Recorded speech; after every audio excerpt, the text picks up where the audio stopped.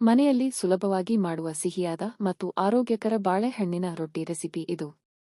ಪಕ್ವವಾದ ಬಾಳೆಹಣ್ಣು, ಬೆಲ್ಲ ಮತ್ತು ಗೋಧಿ ಹಿಟ್ಟಿನಿಂದ ತಯಾರಾಗುವ ಈ ರೊಟ್ಟಿ ಬೆಳಗಿನ ಉಪಾಹಾರಕ್ಕೂ ಹಾಗೂ ಸಂಜೆ ಸ್ನ್ಯಾಕ್ಗೂ ಸೂಪರ್.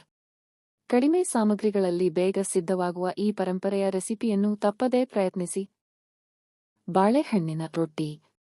ಬೇಕಾಗುವ ಸಾಮಗ್ರಿಗಳು: ಪಕ್ವವಾದ ಬಾಳೆಹಣ್ಣು 2, ಗೋಧಿ ಹಿಟ್ಟು 1 ಕಪ್, ಅಕ್ಕಿ ಹಿಟ್ಟು 2 ಟೇಬಲ್ ಸ್ಪೂನ್, ಬೆಲ್ಲ ತುರಿದು ಅರ್ಧ ಕಪ್, ಏಲಕ್ಕಿ ಪುಡಿ 1/4 ಟೀ ಸ್ಪೂನ್, ಉಪ್ಪು ಚಿಟಿಕೆ, ತೆಂಗಿನ ತುರಿ 2 ಟೇಬಲ್ ಸ್ಪೂನ್, ತುಪ್ಪ, ಎಣ್ಣೆ.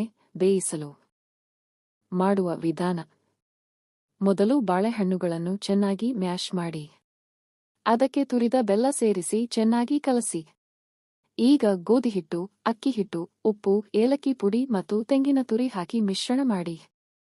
ಅಗತ್ಯವಿದ್ದರೆ ಸ್ವಲ್ಪ ನೀರು ಸೇರಿಸಿ ಮೃದುವಾದ ಹಿಟ್ಟಿನಂತೆ ಕಲಸಿ 10 ನಿಮಿಷ ಮುಚ್ಚಿಟ್ಟು ಬಿಡಿ.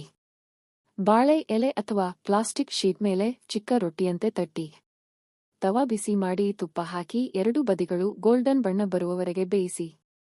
ಈ ವಿಡಿಯೋ ನಿಮಗೆ ಇಷ್ಟವಾದರೆ ಲೈಕ್, ಸಬ್ಸ್ಕ್ರೈಬ್ ಮತ್ತು ಶೇರ್ ಮಾಡೋದನ್ನು ಮರೆಯಬೇಡಿ. ನಿಮಗೆ ಇಷ್ಟವಾಗುವ ರೆಸಿಪಿ ಬಗ್ಗೆ ಕಾಮೆಂಟ್ನಲ್ಲಿ ತಿಳಿಸಿ. ಮುಂದಿನ ವಿಡಿಯೋದಲ್ಲಿ ಅದರ ಕುರಿತು ವಿವರಣೆ ನೀಡಲಾಗುತ್ತದೆ.